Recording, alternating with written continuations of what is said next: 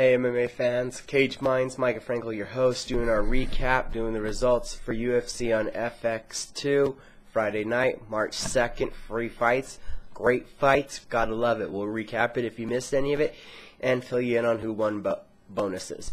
11 matchups, the first one, Ole Thompson versus Sean Jordan. This was the one fight on Facebook. We had predicted Sean Jordan to win with the third round TKO. It didn't get that far. He won with a second round TKO, better head movement, peppering his opponent with many shots.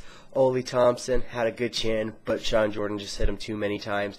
Great stoppage TKO win for the Strikeforce crossover, Sean Jordan. Next matchup, Daniel the Pit Pineda versus Makins the Menace Semenzar. I thought Semenzar would win. Faster striking, he had a reach advantage, a height advantage, and I thought a wrestling advantage with their jiu-jitsu experience being about the same. And I had predicted a unanimous decision for Makins Semenzar. Didn't go that way, didn't even get close to that. Daniel Pineda came out, showed more aggressiveness and better striking just with his punching. Semenzar was trying to land knees. Pineda had nothing to do with it. Landed big strikes. A left hook got this to the ground, and from there he would go to a triangle armbar combination. Pineda just totally dominated and ran through Semenzar. Great first round submission win. Next matchup, TJ Wahlberger versus Jake Het, and we had projected Het to win with his wrestling and his power being able to TKO Wahlberger. Wahlberger instead was able to get it to the ground, grab an arm, and pull that first round armbar. Having better jiu-jitsu skills, thought their ground abilities would nullify each other, was not to be. Wahlberger with a submission in the first round. Next matchup, Kyle Noke, who was taking on Andrew Craig. This was the biggest mismatch of the night. Seemed like, Kyle Noke had a huge advantage in everywhere, and Andrew Craig knew not to be scared. In the first round, Noke got in dominant positions, tried to be aggressive, tried to end the fight early. Looked like his adrenaline and his gas tank just went down after he wasn't able to finish it. Andrew Craig wins a unanimous decision, 29-28. Striking, ground position, overall just outworking Kyle Noke in the long run, taking the final 2 rounds. Next matchup, Cole Miller versus Steven Siler. We had predicted for Cole Miller to win with a rear naked choke, that Steven Siler would not be able to beat both Miller brothers in a great striking display, high output, being able to have good exchanges, keeping a solid pace going. The first 2 rounds were dominated by Steven Siler. The third round, he kind of coasted. Cole Miller got in a dominant position, got in a mount, tried to end it, was unable. 29-28. Steven Siler ran out of gas. If this would have been a 5-round fight, it would have been interesting, but in 3 rounds, Cole Miller was defeated by Steven Siler. Next matchup, Anthony the Hippo Parash versus Nick the Quiet Assassin Penner. Split decision. We had predicted for Anthony Parash to win. Not even close to going to the decision. Parash was able to do what he does and drag it to the ground. Showed improved striking and was able to open a well under his opponent's eye and cut Nick Penner. Then Parash takes it to the ground, ground and pound, and it's a first round TKO with 4:59, 1 second, maybe even a quarter of a second only left in the first round. An exciting stoppage victory for the veteran Aussie.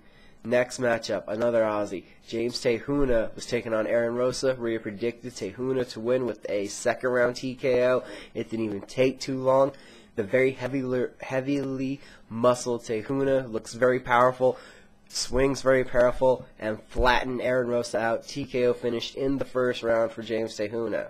That was all of the prelims that were on Fuel TV. Now we're going to that FX main card. Started out with Court McGee, Ultimate Fighter winner, taking on Konstantinos Philippou. We had predicted McGee to win with his ground grappling ability, with his cardio output, winning with a rear naked choke in the third round was our prediction.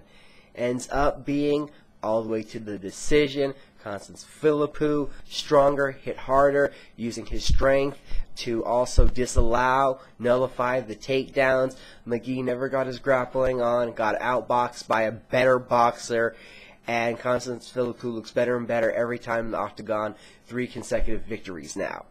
Now we move on. Next matchup, Demetrius Johnson, Ian McCall, the first of the flyweight semifinals, quarterfinals, whatever you want to call it for this tournament. and through the first 2 rounds, slight edge out to Mighty Mouse with his output of strikes, and just a little bit faster on the feet. In the 3rd round, as the 2nd round was very close, the 1st round definitely to Mighty Mouse Johnson, 2nd round was close, 3rd round dominant for Ian McCall.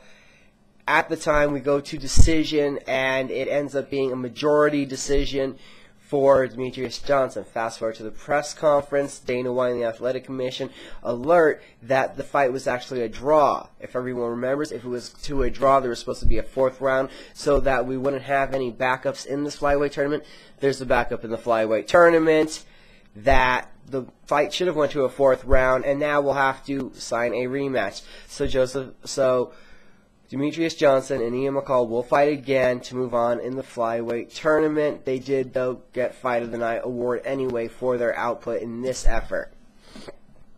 Next matchup, Joseph Benavidez and Hashihiro Urashitani, who were in the other flyweight tournament matchup.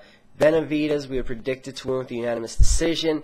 He showed dominance in the 1st round. Early in the 2nd round, off of a leg kick, lands an overhand right, flans out Urashitani, gets a Knockout of the Night award, and thought he had a matchup coming with Demetrius Johnson.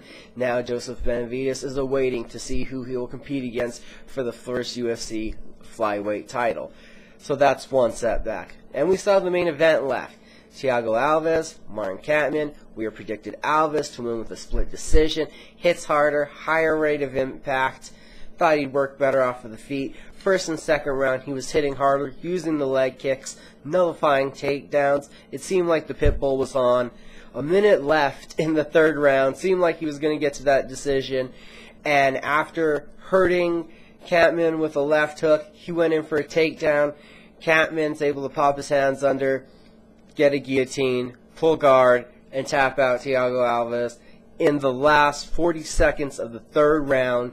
Submission of the night, tremendous comeback for Martin Kampmann. So just to recall all that for you guys, we were right on 4 and wrong on 7. A rough night for me on the predictions. A great night of fights, though. A rough night also for the UFC, with now we have to have the slight rematch in that flyweight tournament, that we wouldn't have to have any of these problems. Joseph Benavidez looked dominant at flyweight like everyone predicted. Martin Kampmann is a top contender. This has been Cage Minds. I'm going to try to do better on the next predictions. Follow us on Facebook, Twitter, hit the like button, subscribe to the videos. Uncage the warrior within yourself. Have a good night. Thanks for watching.